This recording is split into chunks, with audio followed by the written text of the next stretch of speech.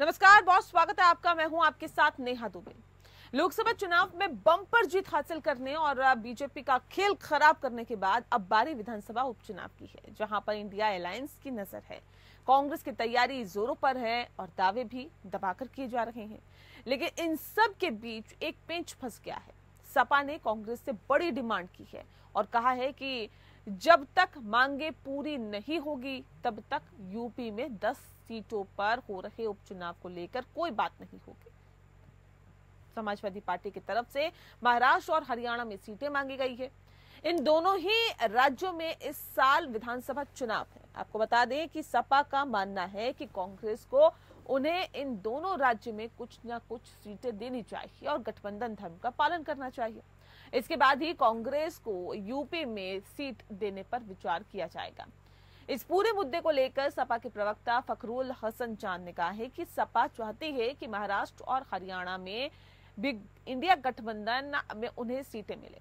सपा का कहना है कि यदि कुछ सीटें यूपी में कांग्रेस को दी गई है तो उन्हें भी महाराष्ट्र और हरियाणा में सीटें मिलनी चाहिए, जैसे कि मध्य प्रदेश में सीट मिली थी। इस पर कांग्रेस प्रवक्ता सुरेंद्र राजपूत ने कहा है कि कांग्रेस सपा का गठबंधन मुद्दों के आधार पर हुआ है। उन्होंने कहा कि हमारा गठबंधन मुद्दों को लेकर, जाति जनगणना को लेकर, संविधान को लेकर और अग्निवीर जैसी योजनाओं को लेकर बनाया गया है। उन्होंने कहा कि आगे भी हमारा गठबंधन बरकरार रहेगा और इंडिया गठबंधन बड़े भाई की भूमिका का पूरी तरह से निर्वहन करेगी। उधर एनडीए में शामिल रालोद 10 सीटों पर होने वाले विधानसभा उपचुनाव में 2 सीटें भारतीय जनता पार्टी से मांगेगी। बता दें आपको कि ये सीटें मुजफ्फरनगर और मीरापुर और अलीगढ़ की खैर है। उसमें मीरापुर सीट उसकी अपनी है। इसके विधायक चंदन चौहान अब बिजनौर से सांसद है। पार्टी की नजर खैर विधानसभा सीट पर भी है। इस सीट पर आरएलडी ने सपा के साथ गठबंधन में 2022 का विधानसभा चुनाव लड़ा था। हालांकि यहां से बीजेपी के अनूप प्रधान वाल्मीकि चुनाव जीते थे, पर अब वे भी हाथरस से सांसद बन चुके हैं। राष्ट्रीय महासचिव संगठन त्रिलोक त्यागी ने शनिवार को पार्टी मुख्यालय में मीडिया से बातचीत में कहा है कि इनमें से मीरापुर तो हमारी ही सीट है। यहां से रालोद विधायक चंदन चौहान अब सांसद बन गए हैं। अन्य सीट के लिए एनडीए से बातचीत की जाएगी और एनडीए में शामिल रालोद मीरापुर के साथ ही खैर सीट की भी मांग करेगा। त्यागी ने कहा है कि ये कहना गलत है कि लोकसभा चुनाव में भाजपा को रालोद से गठबंधन का लाभ नहीं मिला है। आगरा से सहारनपुर तक गठबंधन सफल रहा। हमारे साथ के कारण ही बीजेपी ने कई सीटें जीती है। सत्ता विरोधी लहर के कारण बीजेपी कुछ सीटें गंवा गई।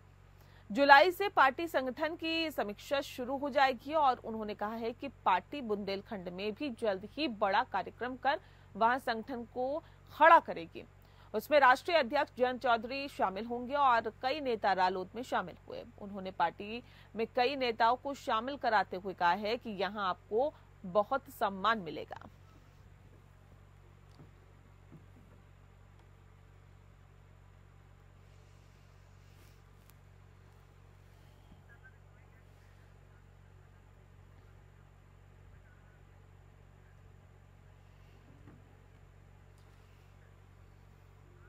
और चलिए इस विषय पे हम तफसील से चर्चा करेंगे। खास मेहमान हमारे साथ मौजूद है, उनसे आपका परिचय करा देते हैं। इस वक्त हमारे साथ शांत प्रकाश जाटव जी हैं, नेता हैं बीजेपी के। सर बहुत स्वागत है आपका। पूजा मिश्रा जी हमारे साथ जुड़ गई हैं। पूजा जी आपका बहुत स्वागत है। और रोहित अग्रवाल जी हमारे साथ जुड़ गए हैं, जो कि प्रवक्ता है आरएलडी के। आपका भी बहुत स्वागत है। पूजा जी सपा की प्रवक्ता है। लेकिन इस खास कार्यक्रम की शुरुआत हम पूजा जी के साथ ही करते हैं। पूजा जी, सवाल इस बात को लेकर है, जो हालात और जो स्थितियां हैं, 10 सीटों पर उपचुनाव है। उपचुनाव में कांग्रेस की अपनी डिमांड है, ऐसे में आप लोगों की अपनी डिमांड है। क्या लगता है बीच का रास्ता क्या होगा? नेहा जी और साथी प्रवक्ताओं को भी मेरा नमस्कार। और मुझे लगता है कोई डिमांड नहीं कही जाएगी। इस तरीके से कोई डिमांड तो नहीं है। ना माननीय राष्ट्रीय अध्यक्ष जी श्री अखिलेश यादव जी का कोई बयान आया हुआ है, ना ही जो है कांग्रेस के राष्ट्रीय अध्यक्ष जी का कोई बयान आया है, मल्लिकार्जुन खड़गे जी का कोई बयान आया, या फिर राहुल गांधी जी का ही कोई बयान आया हो। ऐसा कोई बयान आया नहीं है, पहली बात। और दूसरी बात, जो इंडिया अलायंस वो मुद्दों पे है। मुद्दों को लेकर हमारा गठबंधन हुआ है और हम मुद्दों को लेकर के ही आगे बढ़ेंगे। जहां तक बात रही बाई इलेक्शन की या महाराष्ट्र में होने वाले एमएलए इलेक्शन की, तो महाराष्ट्र हरियाणा में तो इस पे डिसीजन लेना कि हम साथ में चुनाव लड़ेंगे या नहीं लड़ेंगे। देखिए, अगर हम साथ में चुनाव लड़ते हैं एमएलए का, तो भी इसका कोई इम्पैक्ट हमारे इंडिया अलायंस पे नहीं आने वाला। अगर हम साथ में नहीं लड़ते हैं तो भी हमारे इम्पैक्ट इसका कोई इंडिया अलायंस पर नहीं आने वाला। इंडिया अलायंस मुद्दों को लेकर के है तो आगे भी बढ़ेगा। पर हमें लगता है कि समाजवादी पार्टी बिल्कुल एमएलए इलेक्शन में पार्टिसिपेट करेगी। वो पहले भी क्यों है हमारे वहाँ पे। अगर आप लोग महाराष्ट्र में और हरियाणा में सीटों की डिमांड कर रहे हैं या नहीं कर रहे हैं, बताइए ना जी। आप लोग महाराष्ट्र में और हरियाणा में सीटों की डिमांड कर रहे हैं या नहीं कर रहे हैं? नहीं, हम सीटों की डिमांड नहीं कर रहे हैं। हाँ, वो जो शीर्ष नेतृत्व डिसाइड करेगा कि उनको अलायंस में रह करके सीटों की डिमांड करनी है या हाँ चुनाव हम लड़ेंगे। ये श्योर है नेहा जी की, क्योंकि आप महाराष्ट्र देख लीजिए, हमारे वहाँ वोट परसेंटेज रहा है, हरियाणा में देख लीजिए हमारा वोट परसेंट रहा है। ऑफिशियल प्रवक्ता है ना आपके, ऑफिशियल प्रवक्ता है फखरुल हसन चांद जी, उन्होंने कहा है कि सपा चाहती है कि महाराष्ट्र और हरियाणा में भी इंडिया गठबंधन उन्हें सीट दें। सपा का ये भी कहना है कि यदि कुछ सीटें जो यूपी में कांग्रेस को अगर हम देते हैं तो उसके बदले हम चाहते हैं कि हमें भी यहाँ पर सीटें मिले महाराष्ट्र और हरियाणा में जो चुनाव होने वाला है। वो तो आपके ऑफिशियल प्रवक्ता हम थोड़ी कह रहे हैं। जी नेहा जी, हम जो है आपकी बात को समझ रहे हैं और मैंने उनका भी बयान देखा है, प्रवक्ता जी का भी जो है बयान मैंने देखा हुआ है। लेकिन नेहा जी, जो ऑफिशियल में बात करूं अगर पार्टी की तरफ से माननीय राष्ट्रीय अध्यक्ष जो ऐसा कोई ऑफिशियल भी बयान आया नहीं। हाँ, प्रवक्ता बयान देने के लिए होते हैं, हर चीज पे अध्यक्ष बयान थोड़ी ना देते हैं। जी जी जी नेहा जी, मैं एग्री कर रही हूँ आपकी बात को। लेकिन मैं आपको कह रही हूँ कि हम पार्टिसिपेट करेंगे, हम एमएलए इलेक्शन में बिल्कुल पार्टिसिपेट करेंगे जो विधानसभा के चुनाव होने हैं हरियाणा में। और अगर हम इंडिया अलायंस में हैं तो इंडिया अलायंस के तहत ही आगे बढ़ना चाहेंगे। तो कांग्रेस को सीट दे रहे हैं क्या? इस उपचुनाव में कांग्रेस को सीट दे रहे हैं क्या? ये तो राष्ट्रीय नेतृत्व तय करेगा ना कि कांग्रेस को सीट दे रहे हैं कि कांग्रेस हमें जो है हम अलायंस में आगे।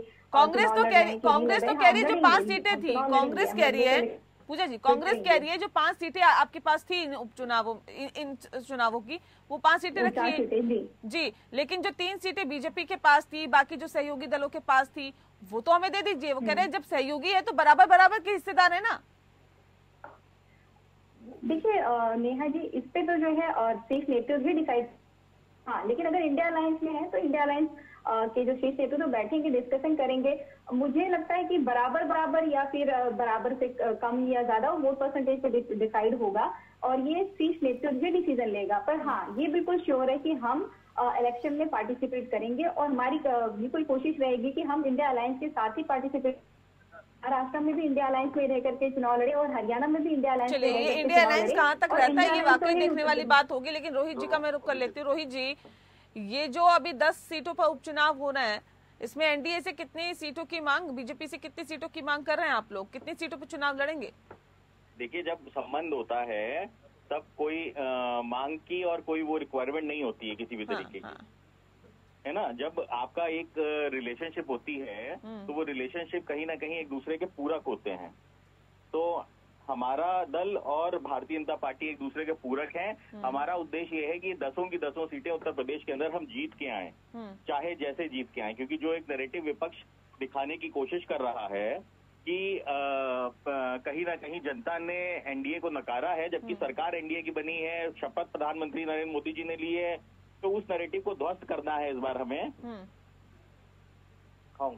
उस नैरेटिव को ध्वस्त करना है पूरी तरीके से और हमें ये कोशिश करनी है कि किस तरीके से हम ये दिखाएं कि जनता का विश्वास अभी भी एनडीए के साथ है। तो इसलिए हम कोई किसी तरीके का हमारा विवाद नहीं है किसी भी तरीके का, तो ना कोई हमारी डिमांड है।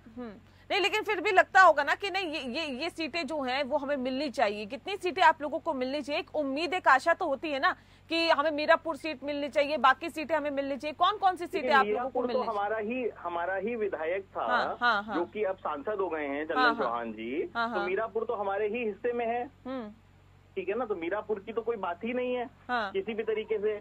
और बाकी आप जानती हैं कि खैर भी राष्ट्रीय लोकदल बहुत मजबूत है वहाँ पे, और पूरी तरीके से जाट बेल्ट है। तो ये तो बैठ के कहीं ना कहीं तय हो जाएगा कि कहाँ पे राष्ट्रीय लोकदल चुनाव लड़ेगा और कहाँ पे भारतीय जनता पार्टी चुनाव लड़ेगी। परंतु यहाँ पे हमारा मेन उद्देश्य ये है कि एनडीए चुनाव लड़ेगा और एनडीए 10 की 10 सीटें जीत के हम कहीं ना कहीं आना चाहते हैं। क्योंकि यहाँ पे शायद 5 विधायक समाजवादी पार्टी के या तो उनकी वजह से सीट खाली हुई है, हाँ, या हाँ। वो उन्हीं की सीटें 5 थी, बाकी 3 बीजेपी की, बाकी तो, 2 हाँ, अलग। एक मैसेज जो कहीं ना कहीं क्रिएट करने की कोशिश की गई है, उस मैसेज को ध्वस्त करने का काम ये उपचुनाव करेगा, और जनता के बीच में हमारा विश्वास है, उसके लिए हम काम कर रहे हैं। ठीक है, श्याम प्रकाश जाटव जी, मैं आती हूँ रोहित जी, आपका रुख करती हूँ। श्याम प्रकाश जाटव जी तो कह रहे हैं, देखिए मीरापुर, खैर, ऐसी कई विधानसभा सीटें हैं जिस पर हमारा अच्छा खासा वर्चस्व है, और हमारे ही यहाँ पे विधायक रहे हैं। वो एक अलग चीज है कि वो सांसद बन गए या किसी वजह से खाली हुई, तो ऐसी सीटों पर हमारा वर्चस्व है, वो तो हमारी सीट है ही। तो मतलब ये कि कितनी सीटें आप लोग दे रहे हैं, या लगता है कि ये जो पेंच फंसा हुआ है ये बहुत आसानी से सुलझा लिया जाएगा रालोद के साथ? देखिए, जिस तरीके से अभी ये उपचुनाव का दौर शुरू होने जा रहा है, हाँ। और उत्तर प्रदेश और इसके अलावा भी कुछ प्रदेशों में जो है ना, कुछ सीटें जो है वहाँ पर उपचुनाव होना है, और स्वाभाविक बात है, जो हमारा जो एनडीए गठबंधन है उसमें जितने भी हमारे साथी घटक हैं, हम सब मिलकर के वो चुनाव लड़ने वाले हैं। हम गठबंधन जो धर्म है हमारा, उसका पालन करते हुए जहाँ भी आवश्यकता और जिस प्रकार से भी अपने घटक को वो हमें सहूलियत दें, हम उन्हें सहूलियत दें, उस तरीके से, उस हिसाब से जो है चुनाव लड़ने जा रहे हैं। कहीं पर भी, जहाँ पर भी दिखाई देगा कि जो हमारे घटक का दावेदारी अच्छी है तो हम उसको देंगे टिकट, जहाँ हमारी अच्छी है तो वहाँ हम स्वयं लड़ेंगे। तो इसमें कोई ऐसा हिलोजत वाली बात नहीं है कि कोई एडमेंसी की बात नहीं है कि कहीं जो है किसी को नहीं देना। साथ मिल करके हम लोकसभा जीते हैं, साथ मिल करके ये उपचुनाव भी जीतेंगे, और आगे भी जो चुनाव आएंगे समझता हूँ कि हम उसी गठबंधन के आधार पर चुनाव लड़ें, या किसी को नीचा दिखाने की या किसी को जो बाइफर्केट करने का कोई मसला नहीं है। हमने मिलकर के प्रदेश और देश को बढ़ाना है, और इस आशय के साथ में हम सब मिलकर के चुनाव लड़ेंगे। हमारे सभी घटक जो है वो हमारे लिए सम्माननीय है, और सबका सम्मान करते हुए हमने आगे जो भी चुनाव के जो भी सीटें हैं उसको हम उसी हिसाब से जो है ना उसका डिस्ट्रीब्यूशन करेंगे। इस सब चीज को तय करने का काम जो है हमारा जो पार्लियामेंट्री बोर्ड है, हमारे ऊपर के अधिकारी है, वो तय करेंगे। और ये जो मैंने बातें कही वो सबके ध्यान में है, उसी के आधार पर ये सब चीजें होंगी। ठीक है पूजा जी, मैं आपका रुख कर लेती हूँ, क्योंकि कहा जाता है कि देखिए उपचुनाव जो होता है ना, वो जिसकी सरकार होती है अमूमन उन्हीं के पक्ष में रहता है उपचुनाव के नतीजे। तो ऐसे में कितनी उम्मीदें, क्योंकि कोई कम सीटें तो नहीं है, ऐसा तो नहीं है कि 1-2 सीटों या 3-4 सीटों पे चुनाव हो रहा है, ये तो पूरी 10 सीटें हैं। एक बड़ा फायदा मौजूदा सरकार को भी पहुंचा सकता है, विपक्ष को भी पहुंचा सकता है। कितनी चुनौतियां हैं आप लोगों के सामने, और क्या लगता है कितनी उम्मीदें हैं? नेहा जी, चुनौतियां तो शुरू से रही है, और चुनौतियां तो रहेंगी ही अगर जो है भाजपा चुनाव लड़ रही। पर हाँ, कोई इस तरीके की चुनौती नहीं है कि हम जो है ये 10 सीट पे चुनाव नहीं जीत सकते हैं। क्योंकि जिस तरीके से भाजपा कार्य कर रही है उत्तर प्रदेश में, जिस तरीके से आप देख नहीं, चाहे वो बेरोजगारी का मुद्दा हो, पेपर लीक का मुद्दा अभी तो आपने देखा ही पूरी तरीके से उत्तर प्रदेश किस तरीके से बेहाल रहा। और अभी भी जो है उत्तर प्रदेश के जो माननीय मुख्यमंत्री जी हैं, उनसे उत्तर प्रदेश संभल नहीं रहा है। और जनता ने जो 2024 में वोट किया है समाजवादी पार्टी के पक्ष में, वो इसलिए ही किया क्योंकि जो वर्तमान की सरकार है वो मुद्दों पर फेल हो रही थी, और ये 10 सीटों पर भी इन मुद्दों पर लेकर चल रहे हैं। और वहां से जो, अगर आप नेहा जी उठा करके देखेंगे 2024 का भी देखेंगे आंकड़ा, तो जो इनके सांसद जीते हुए जहाँ से, वहां पे वो जो विधायक सांसद बने हैं वो अपनी विधानसभा हारे हैं। पर वहीं तक आप समाजवादी पार्टी का उठा करके देखेंगी कि वहां से जो हमारे सांसद चुने गए हैं, विधायक जो रहे हैं और सांसद चुने गए हैं, वो अपनी विधानसभा नहीं हारे। तो हम चाहे इनके सांसद रहे हो, ये इनके सांसद अपनी विधानसभा, अमूमन जितने भी इनके सांसद चुने गए हैं जो विधायक थे, वो मैक्सिमम अपनी विधानसभा हारे हैं, बाकी विधानसभाओं से जीते हैं। पर हमारे सांसद क्या है कि अपनी विधानसभा से वो जीते ही जीते हैं। हाँ। और अगर जो है इनकी भी देख ली जाए, तो अगर हम इस आंकड़े को लेकर भी चलते हैं तो भी आप देखिए नेहा जी, ज्यादा जो है विधानसभाएं सीटें जो जहाँ पे होने हैं उपचुनाव, वहाँ पे तो हम चुनाव जीत रहे हैं, लेकिन फिर भी हम जमीनी मुद्दों को लेकर के जमीनी स्तर पर मेहनत कर रहे हैं। और इंडिया अलायंस, चलिए उसमें कितना फायदा मिलता है ये वक्त बताएगा। लेकिन रोहित जी, चुनाव से एन पहले पलटी मारी थी आप लोगों ने, क्या लगता है वहाँ तो 4 सीटें मिल रही थी, घाटे का सौदा कर लिया था क्या? और अब जब घाटे का सौदा कर ही लिया है तो उसी राह पर आगे बढ़ना है।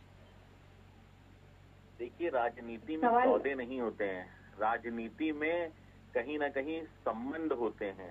राजनीति सौदे की राजनीति नहीं होती है। ऐसे तो आप कह दीजिए कि साहब जनता का सौदा कर लिया क्या, तो कांग्रेस ने क्या जनता का सौदा किया है समाजवादी पार्टी के साथ? 2017 के बाद वो 2 बार उन्होंने एक दूसरे के खिलाफ चुनाव लड़ा है। और आप स्थिति देखिए ना इंडिया गठबंधन की, कि आज दिल्ली के अंदर किस तरीके से आम आदमी पार्टी के साथ इनकी सरफटौल चल रही है। तो ये साफ दिखता है कि इंडिया गठबंधन पूरी तरीके से बिखरा हुआ गठबंधन है। और राजनीति में कोई सौदा नहीं होता है। जनता के हित में काम करने के लिए हम लोग आते हैं और जनता के हित के लिए काम करते हैं निस्वार्थ। हम इंडिया गठबंधन वालों की तरह नहीं है जिनको समाजवादी पार्टी या इंडिया गठबंधन के साथ रह के भी कर सकते थे ना, निस्वार्थ भाव से अगर काम करना। अरे तो भाई, कर उनके पास ना नियत थी, ना नेता था, ना उनके पास काम करने की शक्ति थी। आप स्थिति देखिए ना, चुनाव खत्म होते ही किसका गठबंधन ध्वस्त हुआ? इंडिया गठबंधन ध्वस्त हो गया ना। आम आदमी पार्टी और कांग्रेस एक दूसरे को गाली गलौज कर रहे हैं ना। रोहित जी, उत्तर प्रदेश में तो अच्छा प्रदर्शन रहा ना, इसमें तो कोई दो राय नहीं है ना। नहीं, डेफिनेटली उत्तर प्रदेश के अंदर अच्छा प्रदर्शन रहा इंडिया गठबंधन का, उसके लिए हम उनको बधाई देते हैं। वो कहीं ना कहीं जनता को गुमराह करने में सक्षम रहे। उन्होंने एक संविधान का और ये जो एक नैरेटिव सेट किया कि आरक्षण खत्म हो जाएगा, वो झूठ फैलाने में वो सक्षम रहे। उसका रिजल्ट क्या निकला कि कांग्रेस के दफ्तर के बाहर लोग 8500 रुपए लेने के लिए जब पहुंचे तो पता चला इन लोगों ने तो उनको धकिया दिया, जनता को धकिया दिया। तो जनता को भी तो समझ में आ गया कि 8500 वाला झूठ बोल के रिएक्शन लूंगी, लेकिन उससे पहले मुझे एक छोटा सा ब्रेक लेना है। और ब्रेक पे जाने से पहले रोहित अग्रवाल जी, आपका बहुत बहुत शुक्रिया, आप हमारे साथ जुड़े। बाकी दोनों खास मेहमान हमारे साथ जुड़े हुए हैं। एक छोटा सा ब्रेक, जल्द लौटते हैं।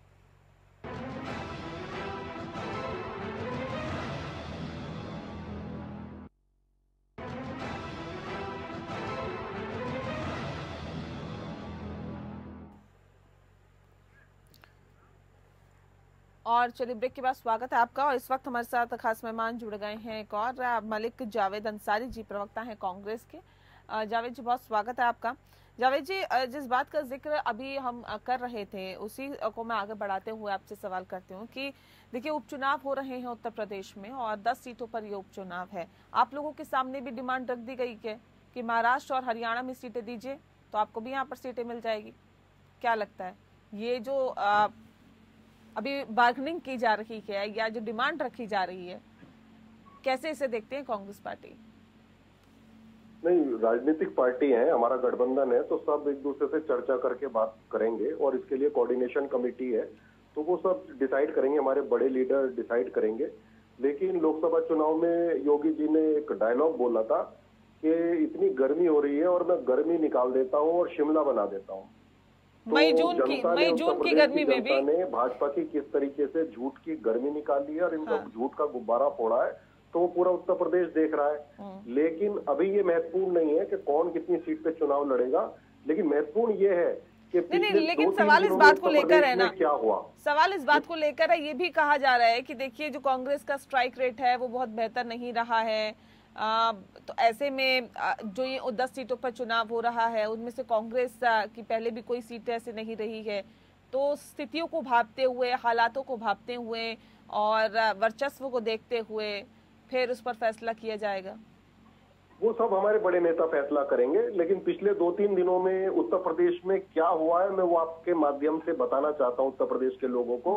फिरोजाबाद में पुलिस कस्टडी में एक दलित युवक की मार मार के उसकी हत्या कर दी गई। गाजियाबाद में पिछले 3 दिनों में 3 मर्डर हुए हैं। बरेली में खुलेआम फायरिंग हो रही है सड़क पर। वो कहते थे योगी जी के लॉ एंड ऑर्डर बहुत अच्छा है। और आगरा में तो भू माफियाओं ने पूरी नदी पे कब्जा कर लिया है। नेहा जी, ठीक है, अच्छा ठीक है, ये बताइए मुझे, ठीक है, क्योंकि देखिए मसला आज का अलग है, थोड़ा सा मसला अलग है और वक्त की कमी होती है, जाहिर तौर पे आप समझते ही हैं जावेद जी, अक्सर आप चैनल पे बैठते हैं। ये बताइए कि अगर आप लोगों को सीटें नहीं मिलती तो क्या ये गठबंधन धर्म आगे भी ऐसे ही जारी रहेगा? देखिए, ये अभी से इस तरह के सवाल कोई मायने नहीं रखता हमारे लिए। पहले आप लोग ही ऐसे सवाल करते थे कि गठबंधन होगा नहीं होगा। नहीं, ये सवाल तो इसलिए भी उठ रहा है ना, मध्य प्रदेश में आपको याद होगा समाजवादी पार्टी आप लोगों के साथ गठबंधन जारी रहेगा और भाजपा एक बार फिर हारेगी, 10 सीटें हारेगी। नहीं जावेद जी, आपको याद होगा मध्य प्रदेश में भी चुनाव हुआ था तो आपके ही नेता कह रहे थे, कमलनाथ जी, कौन अखिलेश वखिलेश। इसलिए हम पूछ रहे हैं कि उस वक्त जब वो गठबंधन करना चाह रहे थे तो आप लोगों ने नहीं किया था, आप कह रहे थे नहीं जी गठबंधन नहीं करना हमने तो हमारा तो गठबंधन है, हम तो गठबंधन में चुनाव लड़े। नहीं, अब सवाल इस बात को लेकर है कि महाराष्ट्र और हरियाणा तक की जब सीटों की बात हो रही है तो वहां क्या आप लोग देंगे? क्या उस स्थिति में हैं? क्या उनको दिया जा सकता है? मैं तो ये सवाल पूछ रही हूँ आपसे। ये अधिकार क्षेत्र मेरा नहीं है, जुरिडिक्शन मेरा नहीं है, ये हमारे राष्ट्रीय अध्यक्ष का है। उसके लिए वो राष्ट्रीय अध्यक्ष ने कोऑर्डिनेशन कमेटी बनाई है, वो डिसाइड करेंगे। हाँ। मेरे हाथ में कुछ नहीं है। वो उधर भी कमेटी है, इधर भी कमेटी है, वो चर्चा करती है। उस पे मीडिया वाले लोग, कुछ पार्टी के लोग, वो लोकतंत्र है, बोलते रहते हैं, बयान आते रहते हैं, लेकिन आखिरी में अंत यही होगा कि भाजपा 10 की 10 सीटें हारेगी। हाँ ठीक है। शांत प्रकाश जाटव जी ये तो कह रहे हैं भाजपा 10 की 10 सीटें हारेगी, मतलब आपके हाथ से 10 की 10 सीटें जा रही हैं। ठीक बात है, कुछ भी कह सकते हैं। और अभी बहुत बड़ा विराट बहुमत लेकर के आए हैं, 99 सीटें, 99 के फेर में फंसी हुई है कांग्रेस। तो कुछ भी कहने के लिए पूरी इनको स्वतंत्रता है। झूठ पर टिकी हुई पार्टी और जिस तरीके से झूठ पर इन्होंने चुनाव लड़ा लोकसभा का, ये सोच रहे हैं कि झूठ की जो है हांडी विधानसभा में भी जो है चढ़ जाएगी। इसी सूरत में प्रदेश की जनता उपचुनाव में इनको कोई मौका देने वाली नहीं है। उन्हें मालूम है कि ये केवल जो है झूठे आश्वासन देकर के भाग जाने वाले हैं, अपनी रोटी सेक करके। मैं समझता हूँ कि जो उपचुनाव में जो जनता है वो अच्छा निर्णय लेगी, ताकि प्रदेश और केंद्र की तमाम योजनाएं जो हैं उसका उनको लाभ मिले।